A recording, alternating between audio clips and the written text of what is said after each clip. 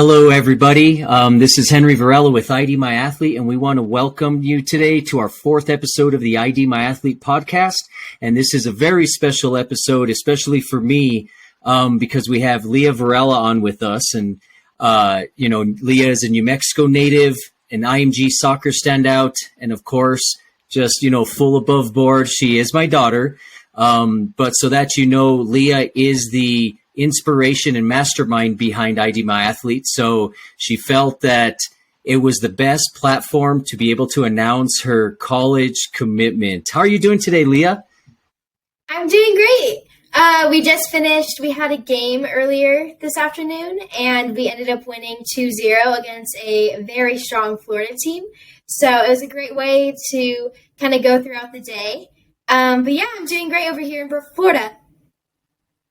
That's awesome. And, it's one of the toughest things being on this end and having Leah out in Florida is that we, aren't able to travel to Florida every weekend to watch her play. But it's always good to know that, she's doing well. The team's kicking butt and she's progressing. So it's like I said, Leah, it's great to have you on.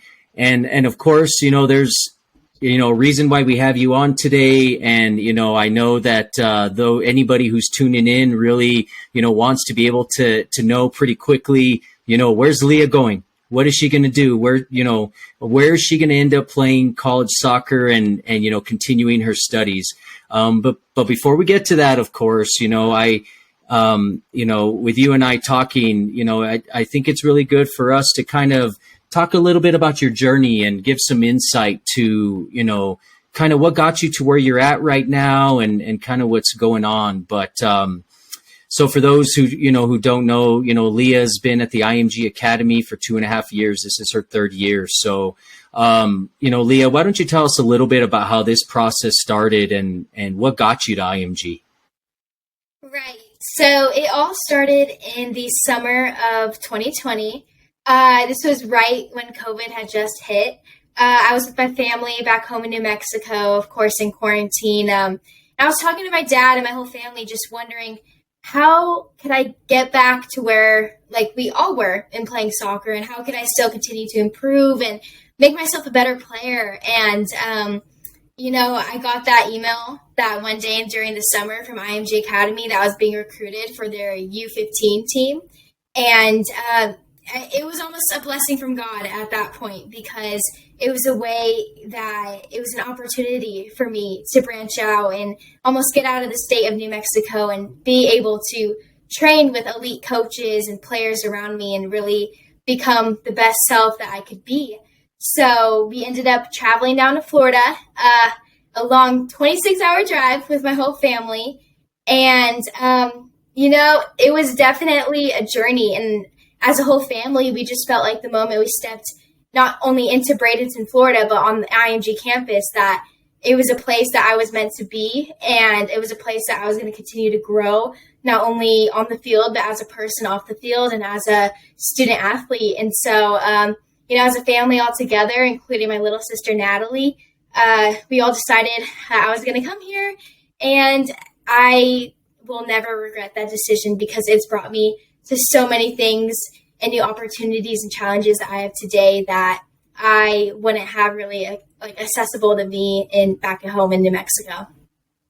Yeah. And, that's one of the things that I, of course, will never forget. And of course, that 26-hour drive to Florida, which was great because we got to visit a lot of states that we have never been through. But like you said, it was a tough time all around for everybody. And, being out in New Mexico and knowing that there was a lot of states who were fully shut down, and Florida was one of those states that weren't. So, I know it was a blessing to be able to get that email. And, just to give a little bit of insight, how did IMG see you? What was that process? Was this an email they just sent to anybody, or, where did IMG see you to be able to recruit you to play there? Oh, yeah, it was definitely not an email just blasted out to anybody. So IMG first saw me through an ODP interregional camp that I was doing here in Florida. Since growing up in New Mexico, I've done ODP, and I've looked for resources or ways that I could get seen not only in the state, but outside of the state.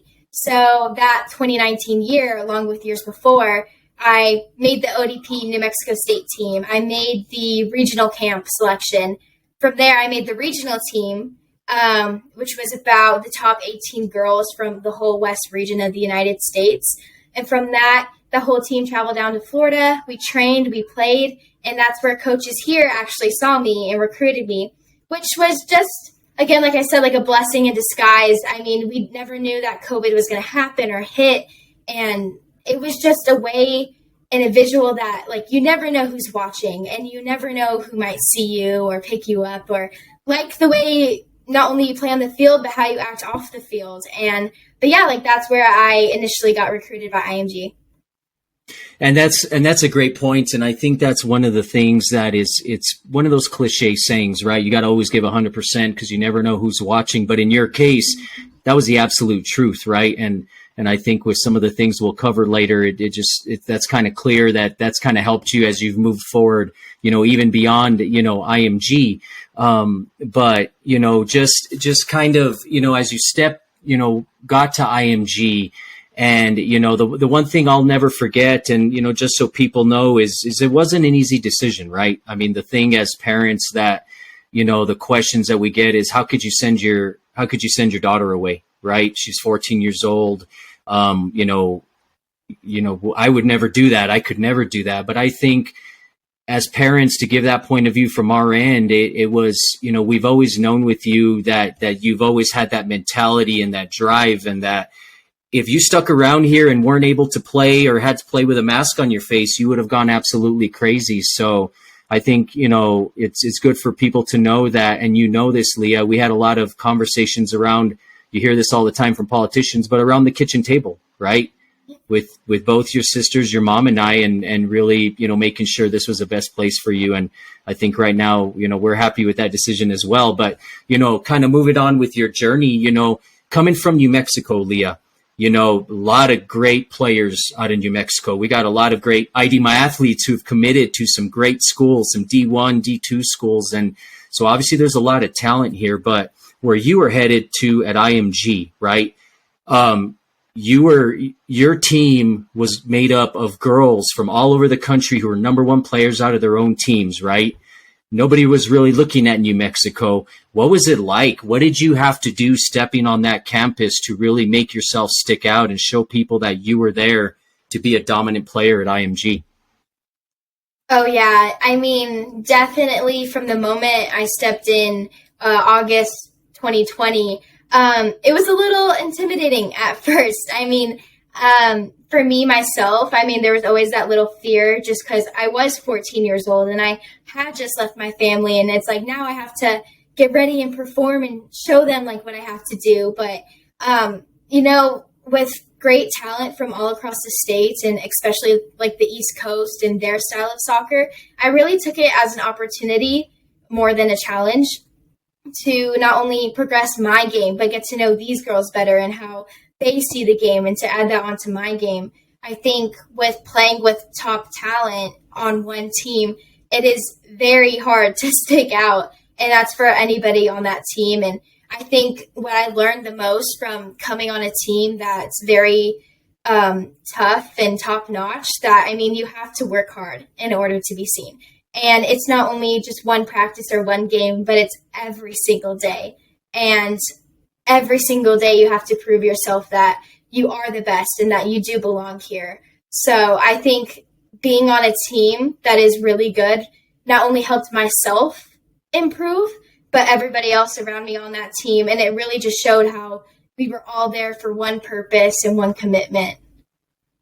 Yeah, and I'm sure it was tough because it's not like, a lot of the teams that you've faced over the, last few years, and specifically your first year there in a COVID year, right, is that you're facing teams who've been together for years, right? These girls have been playing together 3-4 years. They're established. They know what they're going to do, who's going to be where. You girls had to learn each other. You had to, get over the, there can't be 11 top dogs all at one time. We have to play our games, right? And, ultimately it led to you guys making it to the national championship game of the Girls Academy League. Tell me what that was like, being able to step onto IMG and being a key cog, somebody who played almost every single minute of every game, to helping lead a team to the national championship game. Tell me what that was like. All I could say is that it was such a surreal experience. I remember going into that day and that game thinking, wow, like I'm getting this opportunity. Like, it's here right now. It's presented in front of me, and it's mine to attack and go after. And looking back, like a year before that, I never would have thought I would have been at this stage or this point in my life. So, like, then again, like, it was just another surprising moment to me of how hard my work and how much dedicated I am to not only soccer but my studies, how far that's gotten me. Stepping on that pitch for a national championship game, it's one of the most greatest feelings ever. Of course, I, as well as my teammates, was very, very nervous, but I think being put in that setting and knowing that we are one of the best and that we have worked ourselves and proved ourselves so much to get here, that really just made it all greater, because we knew that all of our talents, all of our techniques were going to come together and just perform and be who we were. Yeah. And I mean, for those who don't know, I mean, like I said, being able to step on the field and do that, and in just your first season alone, through 24 games, 11 goals, 11 assists, from you, the only lone goal for the team in the national championship game, unfortunately, fell in overtime, but what an experience. And just over the last 2.5 years, including your victory today, 61 victories, 5 losses, and 3 ties out of your team. So it's obvious that you guys have been able to find a way to mesh and put your talents together to be successful. And I think that's something that's very important, like you said, in the maturation of not only you, but the team as a whole, and just you being a part of that. So, ultimately, what's the team's goal this year? Going and finishing your third year, how would you like to finish this up this year?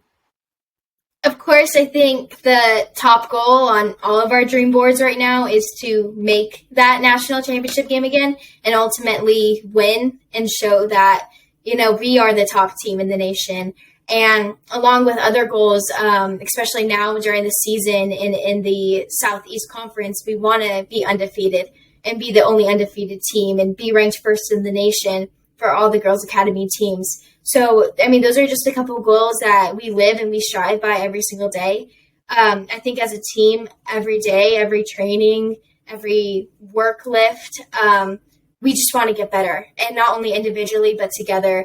And since we are all dedicated to doing that, we all push each other in our own ways. And it's been great. I mean, being on a team where you can push each other to the best that they could be and that I could be, it's really just helped us all and just helped us move towards like those goals and all those wins that we've had.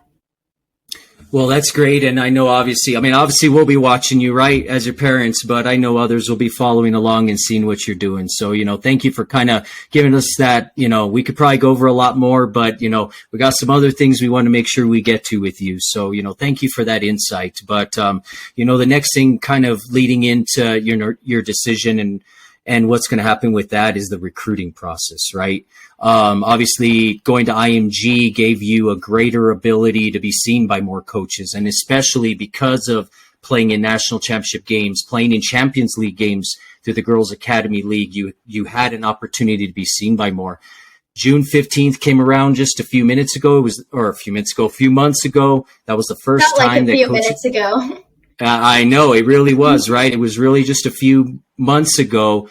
How did that start off for you? Obviously, it's an exciting period for a lot of people. Some people get calls, some don't. It's a long process, but how did it work out for you with June 15th? Give us a little bit of insight into that.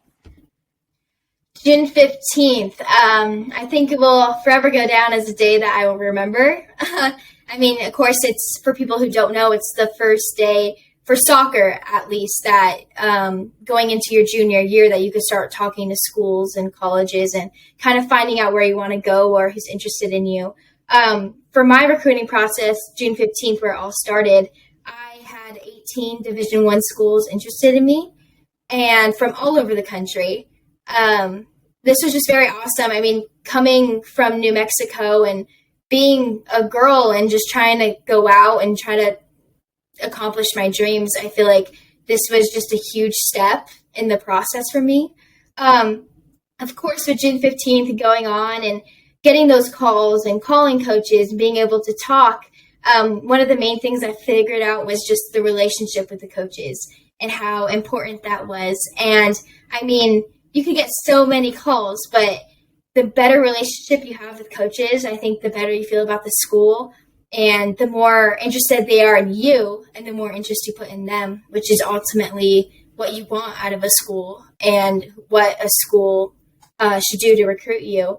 Then again, like past June 15th and going to playoffs and even Champions League where these schools have seen me, I was able to kind of narrow down schools again based on that relationship and being able to see that, okay, like this school reached out to me, but now it's been kind of quiet, but this other one is keeping in contact with me. It just kind of narrowed it down. And I feel that it truly, I mean, the process is long and hard and it's different for every single person, but with mine, really, relationships was the biggest key factor of all. And, and that was the key thing. And, I had the opportunity to listen into some of your calls because obviously some of those, took place when you were home or, for the summer, for a few weeks and different things like that. And that's, the truth, right? Every coach out there had a different approach in themselves. And you had some who wanted to push along the process quickly. And you had some who wanted to make sure that you were a good fit for them and they were a good fit for you. Right. So it was, but ultimately it led to building that relationships. And, what were some of the best ways that you did? Like, how were you able to weed out some of these schools? How did you build those relationships? Give some of our athletes and any athlete out there an idea of what were some of the things you were doing to make sure you were reaching out to coaches and that they were, getting back to you. Yeah, I mean, I think the biggest thing that this misconception that a ton of athletes have is, okay, a school has called you and they're interested in you and that's the final piece of it and they might offer you, which sometimes is the case, but often really isn't.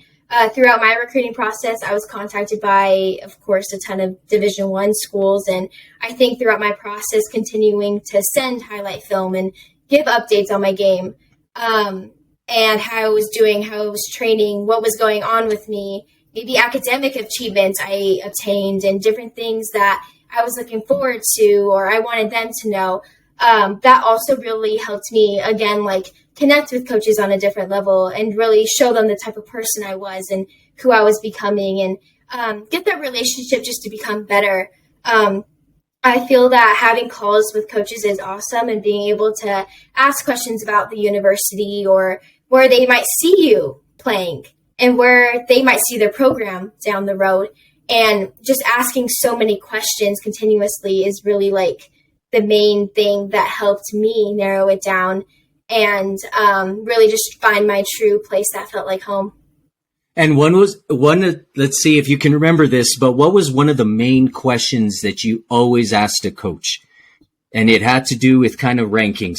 And I'm not talking about rankings of where you are in the country and that none of that, but what was one of those important questions that would allow you to know how you stood in their eyes? A main question for that I asked the coaches was where they saw me on their recruiting list, which was huge because, I mean, you could get recruited by so many schools, but you could be placed on a different ranking list at every single school. So when I went into calls and I asked, where do you see me not only at my position, but at your overall recruiting list? That kind of helped me narrow it down as well, too, to see, okay, maybe I am a top priority for a school and maybe at this school, I might not be a top priority, but they're still interested. So it also helped during my process to really see, okay, who could see me making an impact on their team right away and coming in and could see me just being on the team and being a team player, or who sees me as a kind of separate option or a second option, which isn't necessarily bad because, I mean, you could always go into a school and kill it, but it really just made me see like whose priority I really was. Now, and that's great advice, because I think a lot of times, I think as a student athlete speaking to a coach, you kind of want I don't know, if kids want to shy away from asking what is perceived like the tough question. Obviously, you're getting a call, so there's an interest. But once again, if you have numerous schools, you've got to start narrowing them down, right? You got to start. I always remember you with pen to paper. Always, what are the pros? What are the cons? Right? What is this? Am I close to home? Am I not close to home? What's their style of play? Do they have the degree I want to go into? Right? You were always very tedious with that. And I think that's one of the things that we saw as parents really helped you through that process. Right. But, obviously, with that, it's that due diligence of asking questions and not being afraid. And the one thing I did gather from coaches who talked to you is that they were very open to answering questions, because I think they appreciate it on their end as well. Right. Mm-hmm. Is that if you have no questions, they might see that as a red flag too of, well, are they even curious about what we got going, or, what's happening? And the one thing I want to share is that anybody who's watched Leah play soccer, and you can go to leahvarela.com and check out some of her clips. Obviously, that was the first ID My Athlete website ever built, because Leah was the inspiration and mastermind behind it. But, what let everybody know, with all the schools who contacted you, what was the one common factor that these schools saw in you and how these schools play? What was the one thing they saw? I think one thing that goes both on and off the field for coaches, what they saw for me was my maturity, which is kind of crazy to say. I mean, I've been kind of out on my own for the last almost 3 years out here in Florida and kind of developing on my own. But the way I talk to coaches was brought up a lot, and how I answered questions, or even if I didn't understand something, I would ask again. And just that maturity aspect of it. Both they knew that I was going to be honest with them and that they were going to be honest with me. And that also helped kind of connect the relationship together again. On the field as an aspect, the majority of what coaches brought up to me was how hardworking I was. I was even called a soccer junkie at one point because of just how dedicated I was on the field, and kind of like a non-stop going machine that just wouldn't stop and would just keep going. And so, like not only my hard work, but my technical ability, the small things is what coaches notice, as well as like how I acted off the field and the person I was off the field. Because, I mean, as players know, like you could be the best player on the team and one of the best in the country, but how you are off the field and how you are with your teammates is another huge thing that goes with what coaches see, and how you as a player could fit into their culture and community as a team. But yeah, those were some of the key things that coaches brought up to me. Well, that's awesome. And it was really cool to go through the process with you. Obviously, like we said at the beginning, the recruitment process is a long road, but here we are, June, July, August, September, 5 months since that point, and you've obviously are going to announce your commitment, and we're going to get to that now. And so obviously the process went a little quicker for you than usual, or than what can usually happen, right? But I think in your case, it was a good thing. And obviously, those schools that contacted you, you were able to find a few that met everything that you were looking for. Is that correct? Correct.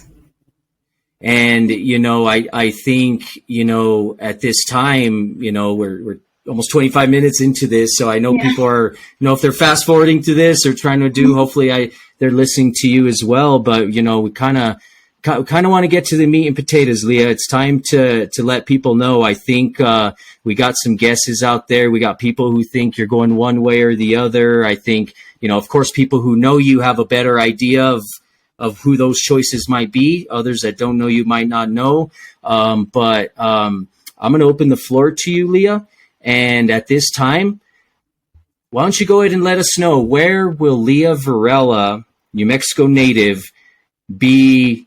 You're only a junior, so in another year and a half or a year, where will you be continuing your academic and soccer career? So, I'm very excited. I have committed to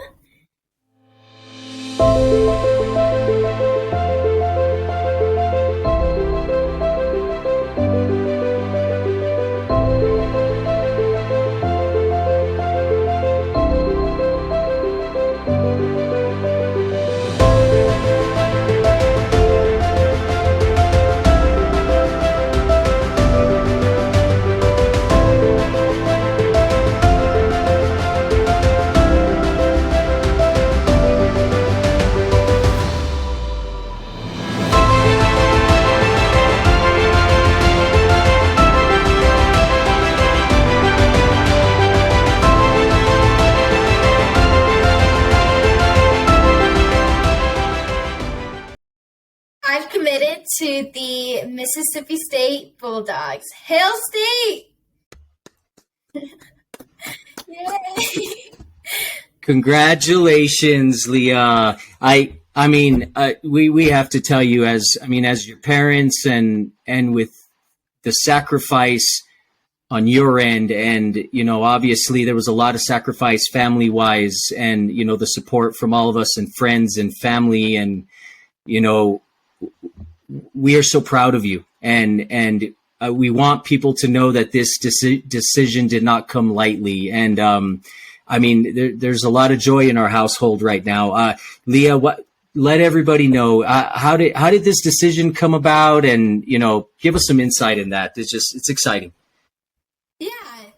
Of course, funny enough, I was thinking back the other day that Mississippi State was actually my first call I got for recruiting, which is funny. But I think from June 15th to this point, and with every school that I talked to and that contacted me, and I think I really just felt that I needed to be at a place where it felt like home. And I know that everybody says that, but truly, once you get into the process and you go out and you visit schools, like how I visited Mississippi State, as well as another school, Texas Tech, and you truly get to visually see what it's like for the players and students at the school and the whole campus. And I just fell in love with Mississippi State and all that it had to offer. I feel that I fell in love with the family atmosphere that Starkville had, or as you could say, Stark Vegas. But no, I just loved it. And from the team standpoint, and how the team supported each other, and how just all around the community and all the sports teams support each other. And I just felt that, with a lot of prayer and decision-making and conversations with my family, that I really felt that the one above was telling me to go to Mississippi State, and that this was the next chapter of my life and where I was meant to be. Yeah. And ultimately, like you said, there were other schools that you were talking to and visited, and let us know about that. Obviously, you have contacted and done things. What was the important thing to you after committing to Mississippi State? What was important to you in terms of these other coaches that spent time on you and really had an interest in you? Yeah, of course, like I said, I fell in love with Mississippi State, but there were also those other schools that I was deciding between, which, to be honest, kept me up a lot of nights, just thinking about where I wanted to go, and what was the really true decision that I wanted to make. So with schools like Texas Tech and Abilene Christian in Texas, with those offers I had, and I think after committing and realizing where I wanted to go, having those conversations with them and letting them know that, I committed to Mississippi State, it was tough for me. And I did let them know that, just because it really hurt me to say that. I developed such a great relationship with both of schools and those coaches. And, like it's almost the hard truth to tell that, you committed to like your dream school, but it's like that really is the toughest part of the process, is telling those other schools that you really liked and had great conversations with that. Kind of this was the end of the process for me. And I think going through that process just made me realize how much my decision to go to Mississippi State, how much that meant to me and my family. And it really just made me really excited for the future. Yeah. And from as parents, and I think the one thing that we really had shown us these last few days about of how much you've matured and even just listening to you is that you really wanted to make sure that you made direct phone calls to head coaches and to explain your decision. And, obviously, there was some disappointment, but there was excitement on the other line, on the other end of the line. And then for those that you reached out to through text message or however else, because you wanted to make sure that there was excitement for you and where you're going and the fact that they would continue to follow you. Am I correct? Is that a lot of what you got in return from a lot of these coaches? Surprisingly. I mean, when you go into like telling a school that like you didn't pick them or that you chose another school, like I said earlier, it's really like a heart-wrenching process, but getting that feedback and saying like other coaches being like, I'm so excited for you. I mean, you're going to love it. Like, we can't wait to watch you even more throughout your college experience and see you excel.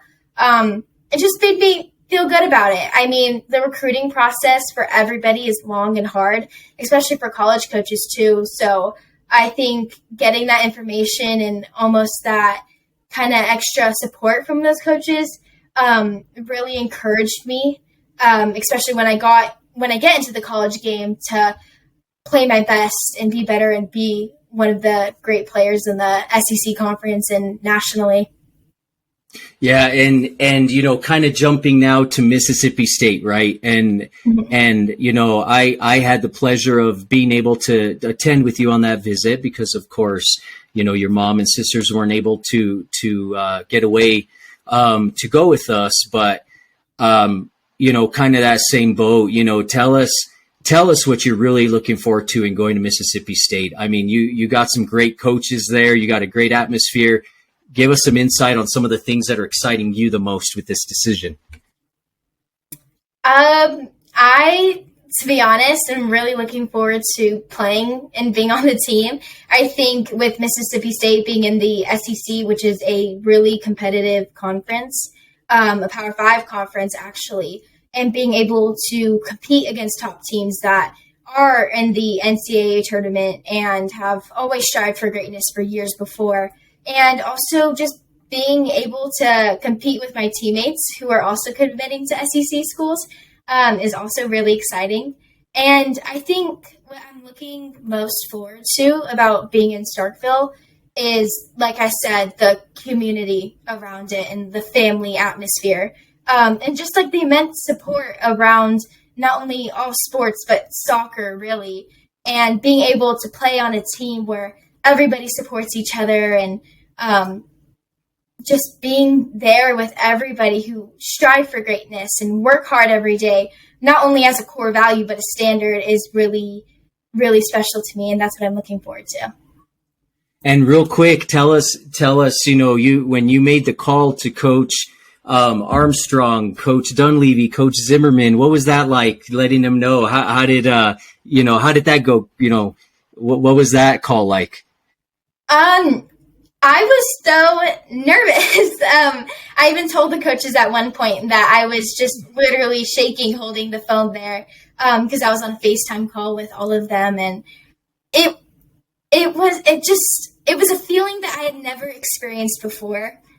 It felt so amazing to finally commit to a school that I loved and I knew that I would be able to thrive at, especially under those coaches and that atmosphere.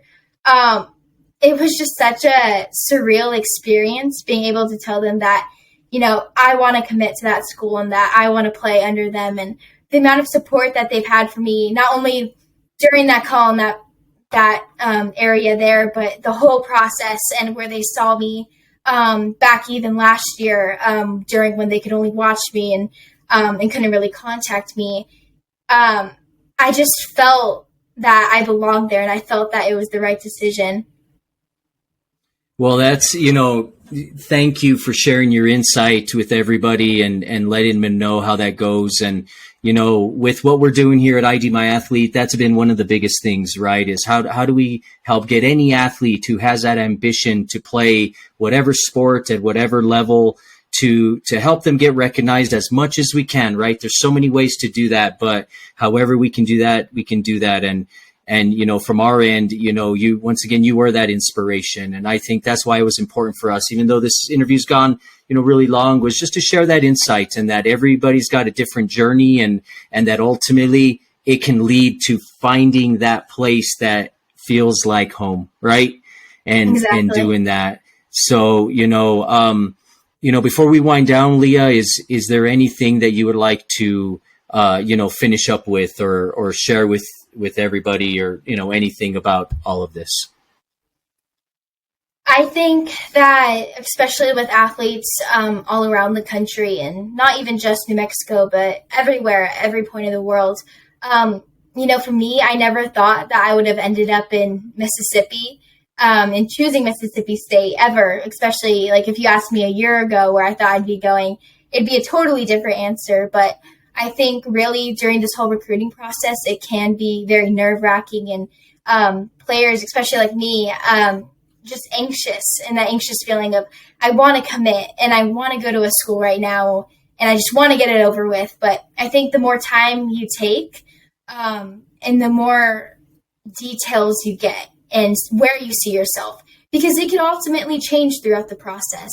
I think knowing where you want to go and finally figuring that out and that perfect place you want to be, I mean, that's the best feeling ever that you could feel. And for me, Mississippi State was just a place that I fell in love with, like I said, but it was a place that really, truly showed me that I could thrive there. And it was almost that same feeling as when I came here to IMG, that I could excel my game there. I could accomplish my dreams there.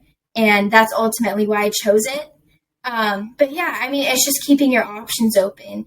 Going through the process and not rushing it is a huge, huge thing that athletes really need to start doing and really need to start going through, of course. But I think that's a lot of feedback that I have for athletes looking to commit and in that recruiting process stage. And that's great. And that's valuable, that's valuable advice. And obviously, what college degree do you want to get there? Ooh, I'm really interested in getting my degree in kinesiology. So I'm working to become an athletic trainer or physical therapist, physical training, so that kind of area. But yeah. So that'll be great. I mean, you're a tremendous student. You have an over a 4.5 GPA. You're excelling in the classroom. You're excelling on the field. You're doing a great job. Once again, before we leave, is there anybody that you want to thank as part of this final process before we wrap this up? Yeah. Of course, first and foremost, I want to thank God, the one above. I mean, who's been throughout me through this whole entire journey and has always been there by my side and helped me with all these hard decisions that I've had to make, especially with coming to IMG, of course, and then to now. I want to thank my parents and my whole family, my sisters, who really inspire me every single day and help me to push forward, to keep going, and also support me and give me that tremendous support, and especially sending their 14-year-old daughter out to IMG Academy to accomplish her dreams. I want to thank all my previous coaches and coaches I have now, coaches like Simon Rothman, coaches here now, Yanni Rivera, Kim Dean, and even Don Cameron here at IMG Academy, who have really pushed me to strive to be the best player I could be and help me understand the game more and learn to be more than just a soccer player as well, especially off the field. I want to thank everybody who supported me. Of course, my entire family, and even friends back home and friends here who have pushed me to become the person I am today and pushed me to become the better version of myself. But yeah, I just think I'm so thankful and grateful for everything and how everything's lined up. The process, or well, the journey hasn't ended yet. So I'm looking forward to continue to strive, work hard on the field and in the classroom, and just be that great player that I've always wanted to be. Well, Leah, like I said, we're very proud of you, and we know there's a lot of people rooting for you across the country, and specifically in New Mexico, where we're at. We thank you for being the inspiration behind ID My Athlete, and for allowing me as your father to be able to do an interview with you to do your announcement. We hope people really enjoy this, and keep doing what you're doing. That's keep working hard. And the last story I'll leave with, and we'll finish this up, is for those of you who know, and Coach James Armstrong out of Mississippi State. We had conversations with him, and all the other schools. We want to thank them as well as parents. Texas Tech, Abilene, and any other schools who talked to us, of West Point, and anybody who really talked with us as well. That thank you for believing in Leah, and for believing that she'll still have a bright future, even though she's chosen a different school. But the one story James Armstrong continues to tell us is that he actually has family that lives not too far from IMG, and he had already seen you play. He was already interested in you, but it was practice week, and it was finals. So, he was made aware that, well, the girls they're not going to be going very hard. It's going to be very light practice or such. And he said, I stepped on that field to watch. And he said, the only person out there working to be a better soccer player that day was Leah. And he said that was a true testament that Leah is such a hardworking player that I had to have her, right? I wanted her on our team because I knew what she would bring to this program and how she could help. And as parents and as that advice, once again, I used to always tell Leah this. I used to always tell Sophia. I tell my young daughter now that too. You never know who's watching. You gotta play, practice, work, whatever you're doing in life. It doesn't have to be in sports. You always have to go 100%. Sounds so cliche, but somebody's always watching. And in your case, it's helped get you to IMG, or it helped get you from Rio to SC Del Sol to IMG, now to Mississippi State. And hopefully that same hard work will help you achieve your dream of going even further in the soccer world beyond that. But once again, Leah, thank you very much. Thank you for everybody for tuning in to the ID My Athlete podcast, episode 4 with Leah Varela. We really appreciate you. I really invite everybody to follow ID My Athlete. We're on Facebook, Instagram, and Twitter. We have lots of good athletes. We're getting more athletes. If you're interested, fill out that contact form and we'll be in contact with you. Liking our pages really helps us spread the word of our athletes. That's the whole purpose. We want coaches to know we got great athletes out there. And you may not be ranked nationally. Everything we heard from coaches, that's a great honor personally, but that's not what they're looking at. They want to see, not only can you play the sport you're playing, but are you a good person? Are you going to come in and make a difference on my team and do what you need to do? So once again, thank you for all the support, everybody. Thank you for supporting Leah. And please stay tuned for future podcasts. Please follow our pages. And Leah, have a great rest of your night. You got a game tomorrow, so get your rest. Okay. Thank you. And then call us in the morning. Let us know how everything's going. But we love you. Thank you again. And everybody, have a good night. Thank you. Thank you for listening.